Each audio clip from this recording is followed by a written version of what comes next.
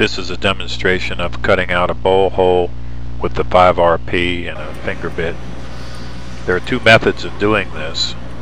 One is the step cut method, which we're going to show first, and then there is this continuous spiral cut method. What we're doing here is using the back post raise and lower to position the finger bit at the right height relative to the workpiece. I'm just barely above the stone. Once we've got the approximate right height, we're going to go around the template to check that the workpiece is level to the tip of the spindle. Doesn't need to be very exact, just somewhat close, perhaps within a 1/16 of an inch. Do that again. Loosen them. Here we're changing the belt speed from low to high speed to drive the finger bit at approximately 10,000 revolutions per minute. The motor goes up to 5,000 RPM and the belt drive has a 2-to-1 speed increase to give you 10,000 RPM. Motor speed is indicated on the display pad. The actual spindle speed is twice the indicated motor speed. Yeah, I can. I'm just going to grab right here. Let me get that plastic. We're going to install a plastic curtain over the handle between the operator and the workpiece to protect him from the spray from the finger bit.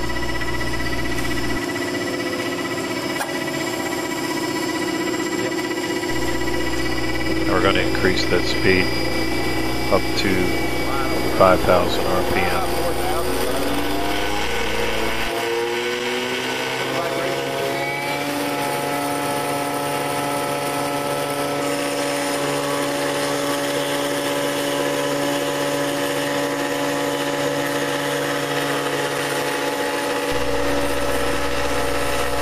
Water is fed through the spindle and also through external nozzles.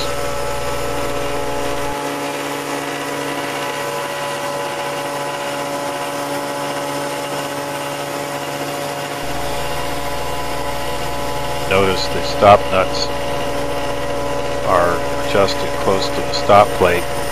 He's using the stop nuts to drive the spindle, drive the finger bit into the workpiece.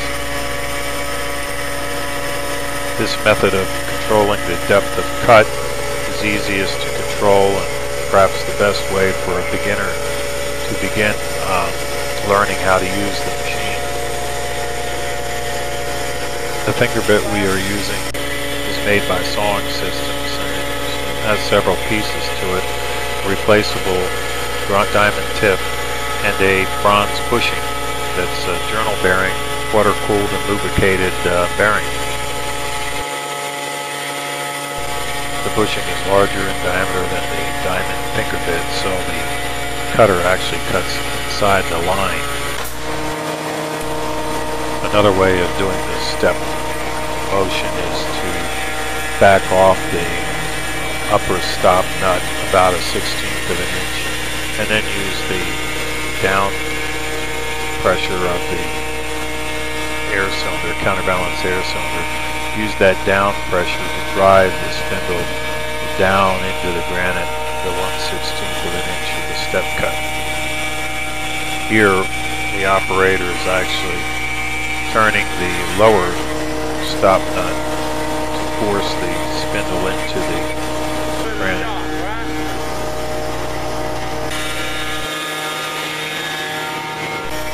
Note that the down pressure is about 40 psi, which is probably about the right amount to drive that finger bit into the granite, whether step cutting or continuous cutting, as demonstrated next.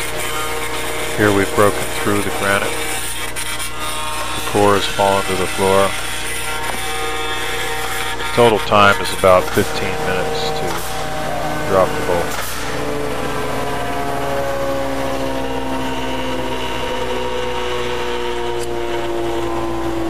operator has raised the spindle back up to clear the template. 17 minutes. Last 17 minutes just a while ago. Probably 16 when you got done.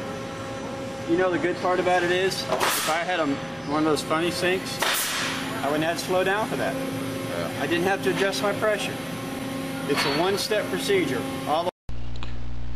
Another method of dropping the bowl hole is by continuous spiral cutting.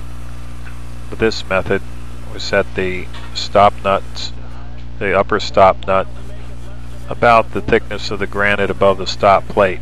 This will allow the finger bit to penetrate almost all the way through the granite, but not entirely, so that the finger bit doesn't break through unexpectedly. Start the spindle water. Ramp up the motor speed.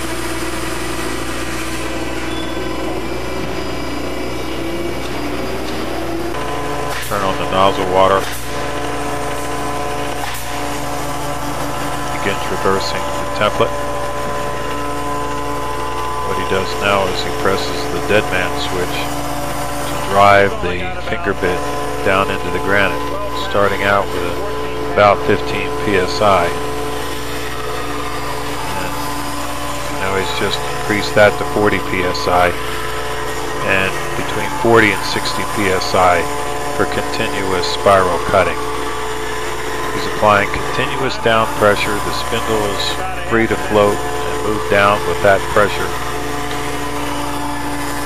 cutting continuously downward in a spiral path. The potential problem with this method of cutting is if the granite has varying hardness, the racetrack won't be a smooth spiral plunge, but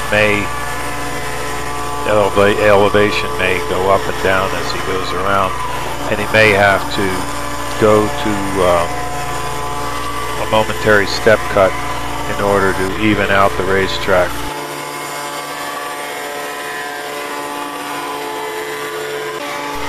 Here he's going back to the step cut, driving the spindle down evenly with each pass so that he can level out the unevenness of the punch.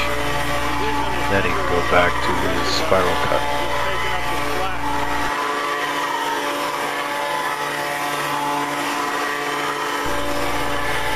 When doing a vanity bowl with an oval, you can see the operator is able to make a continuous sweep at constant velocity. If you've got a rectangular sink or one with outside angles as well as inside angles, it's going to be more difficult to use the method of continuous spiral cutting because you can't maintain the velocity, the traverse velocity. For that, you're probably going to need to use the step method of cutting.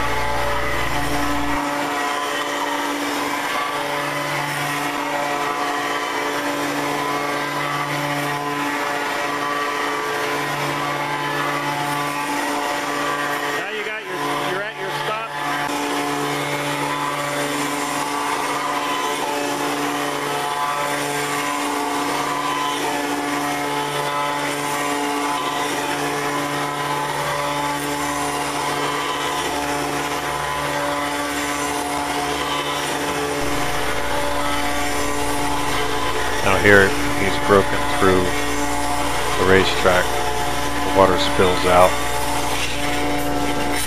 Now the operator needs to slowly advance around the racetrack to complete the cut.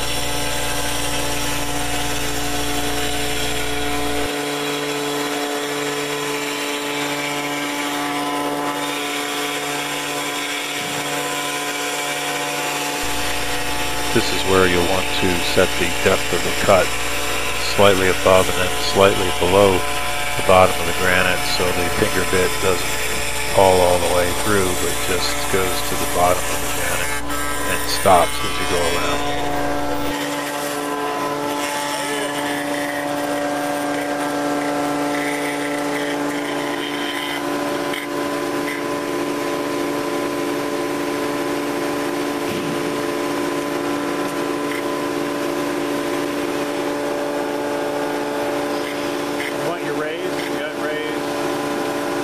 Locked over here.